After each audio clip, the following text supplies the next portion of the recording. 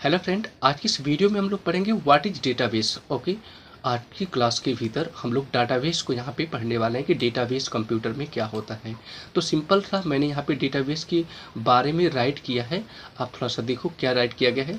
Database data को store और organise करने का एक तरीका होता है। ठीक है, जो डाटाबेस होता है कंप्यूटर में उसका काम क्या होता है।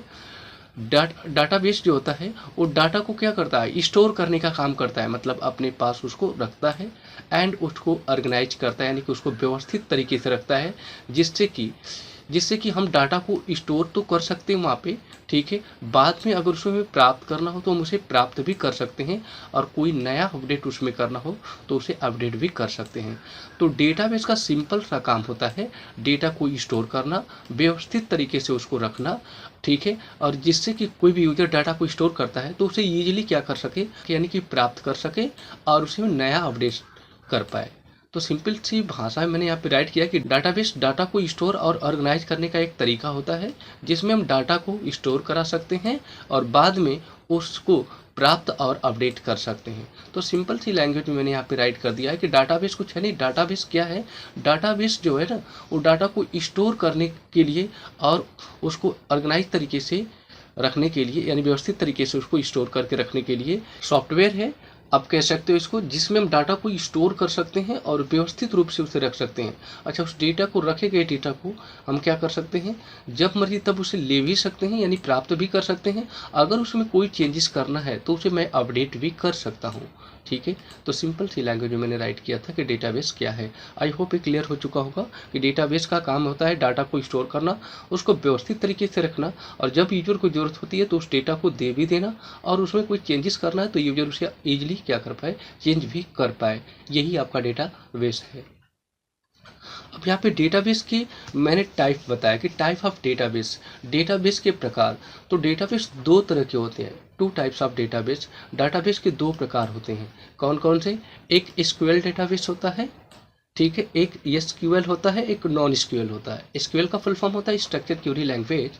आप देख सकते हो कि मैंने यहाँ पे राइट किया है, SQL stand for structure Curie language. और जो एसक्यूएल होता है ना वो आरडीबीएमएस होता है। ठीक है, आरडीबी में उसका मतलब होता है रिलेशनल डेटाबेस मैनेजमेंट सिस्टम। ठीक है, एसक्यूएल जो होता है डाटा को टेबल की फॉर्मेट में यहाँ पे क्या करता है, स्टोर करता है। इसीलिए एसक्यूएल को स्ट्रक्चर क्यूरी लैंग्वेज भी कहते हैं, यानी कि आरडीबीएमएस के नाम से क्या करते हैं, एसक्यूएल को जानते हैं। तो एसक्यूएल जो होता है डेटा को टेबल की फॉर्मेट में स्टोर करता है, यानी कि टेबल बना के, टेबल का मतलब होता है रो एंड कॉलम की फॉर्मेट में डेटा को स्टोर कर सकता है एसक्यूएल। ठीक है, तो दो तरह के डेटाबेस आपके होते हैं, एसक्यूएल और नॉन एसक्यूएल। तो एसक्यूएल समझ में आ गया। एसक्यूएल जो है ना वो आरडीबीएमएस है। नॉन एसक्यूएल की बात कर रहे हैं यहाँ पे। नॉन एसक्यूएल क्या होता है, मतलब जिसमें आपका टेबल नहीं होता है। सिंपल सी बात है, जिसमें टेबल नहीं होगा वो नॉन एसक्यूएल होगा।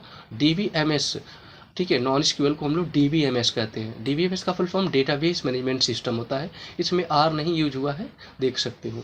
जिसमें आर यूज हुआ है, यानी कि आरडीबीएमएस होता है वो टेबल में डेटा को स्टोर कर सकता है। और जो जिसमें केवल डीबीएमएस लिखा गया है उसके लिए, वो केवल वो जो डेटा स्टोर करेगा वो फाइल के रूप में आपका स्टोर करेगा, उसमें कोई भी टेबल नहीं रहता है।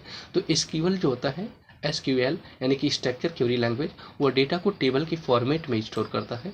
नॉन एसक्यूएल डेटा को डॉक्यूमेंट के फॉर्मेट में क्या करते हैं, यहाँ पे स्टोर करते हैं। तो दो तरह के डेटाबेस आपके होते हैं। अब डेटाबेस के बारे में बताया कि एसक्यूएल का क्या मतलब है या आरडीएमएस क्या चीज़ है।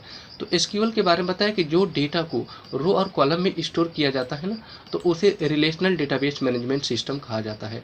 तो एसक्यूएल जो है ना वो आरडीबीएमएस है, और यह डेटा को किस में स्टोर करता है, रो और कॉलम की फॉर्मेट में स्टोर करता है। ठीक है, ओके। ठीक इसी तरीके से नीचे मैं इसका एग्जाम्पल बता रखा हूँ कि ऐसे कितने सॉफ्टवेयर हैं जिनमें आप डेटा को टेबल की फॉर्मेट में आप स्टोर कर सकते हो। तो यहाँ पे आरडीबीएमएस का एग्जाम्पल बता रखा है कि एसक्यूएल होता है स्ट्रक्चर क्यूरी लैंग्वेज। इसमें भी आप जब भी डेटा स्टोर करते हो तो टेबल की फॉर्मेट में ही आप डेटा यहाँ पे क्या कर पाते हो, स्टोर कर पाते हो। एसक्यूएल यानी कि स्ट्रक्चर क्यूरी लैंग्वेज। ठीक है, पोस्टग्रे एसक्यूएल मतलब ये भी एक है जिसमें आप टेबल बना के ही डेटा को इंसर्ट कर सकते हो। एमएस एक्सेस यानी कि माइक्रोसॉफ्ट कंपनी का यह एमएस एक्सेस डेटाबेस है। आप देखोगे आप इसमें जब भी आप डेटा को एंटर करते होगे तो इसमें टेबल ही सबसे पहले बनता है और टेबल बना के ही हम लोग डेटा को क्या करते हैं, स्टोर कर पाते हैं। सिंपल सी बात, एक्सेल देख लो, एक्सेल भी एक डेटाबेस की तरह ही कार्य करता है, लेकिन एक्सेल जो होता है वो लिमिटेड होता है। रीजन, क्योंकि एक्सेल में रो और कॉलम की संख्या क्या होती है, लिमिटेड होती है। आप जानते हो कि अधिकतम डेटा अगर मैं स्टोर करूंगा तो यहाँ पे 10,48,576 लोगों का ही डेटा केवल वहाँ पे डाल सकता हूँ, क्योंकि एक्सेल के पास रो की संख्या कितनी होती है, 10,48,576, और कॉलम की संख्या कितनी हो जाएगी यहाँ पे अभी 16,384।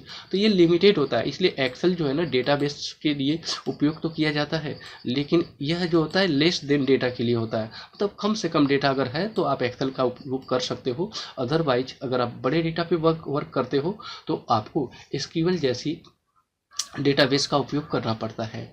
ठीक है, तो मेरे कहने का मतलब यह है कि एक्सेल भी एक प्रकार का डेटा बेस की तरह ही वर्क करता है, क्योंकि इसमें भी डेटा रो एंड कॉलम की फॉर्मेट में राइट किए जाते हैं। ठीक इसी तरीके से ओरेकल है, इसमें भी डेटा को आप रो कॉलम में कर सकते हो यूज। माइस्क्यूएल हो गया, ये भी इसमें भी डेटा टेबल की फॉर्मेट में आते हैं।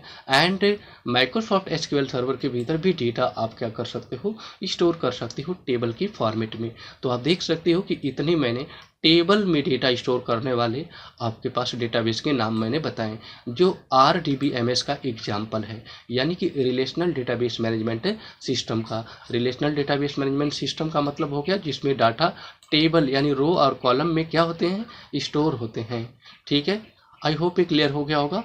नेक्स्ट दिया non SQL data. Non SQL का मतलब जिसमें डेटा टेबल के फॉर्मेट में नहीं होगा, यानी कि DBMS फॉर्मेट में होगा। DBMS का मतलब जैसे for example database management system, ऐसे डेटाबेस जो टेबल की फॉर्म में नहीं होते हैं उसे DBMS या नॉन स्क्यूएल कहा जाता है। ऐसे डेटाबेस जिसमें डेटा को आप टेबल में नहीं बनाते हो, ठीक है, तो उस तरह के डेटा टेबल को हम लोग DBMS या नॉन स्क्यूएल का कहते हैं। ठीक है, यानी कि वह डॉक्यूमेंट की फॉर्मेट या रूप में होते हैं। किस रूप में होते हैं, डॉक्यूमेंट में। जैसे कि MS वर्ड हो गया आपका, राइट कर दिए तो में एक डॉक्यूमेंट आपका बनता है, डॉक्यूमेंट की फॉर्मेट में आप कह सकते हो कि आपके वो डेटा वहाँ पे स्टोर किए जाते हैं। ठीक है, इसके एग्जाम्पल की बात करते हैं यहाँ पे एग्जाम्पल के रूप में, तो MongoDB। ठीक है, MongoDB में डेटा जो होता है टेबल फॉर्मेट में आपका नहीं होता है। HBase होता है, देखो आपका ये भी आपका जो है DBMS है, केवल डाटाबेस मैनेजमेंट सिस्टम है। ठीक है, Redis ये भी आपका जो डेटाबेस दिखाई दे रहा है, ये सब टेबल फॉर्मेट में नहीं होते हैं। ठीक है, तो आपने देखा कि ये टॉपिक था आज आप लोगों का, ये डेटाबेस किसे कहते हैं। तो डेटाबेस के बारे में मैंने आप लोगों को अच्छी तरीके से नॉलेज दिया। ठीक है, आई होप आप लोग को वीडियो अच्छी लगी होगी। वीडियो अच्छी लगी तो प्लीज़ चैनल को सब्सक्राइब कर दीजिएगा, साथ में बेल आइकन को हिट कर दीजिएगा। Okay, thanks for watching this video, see you in the next video.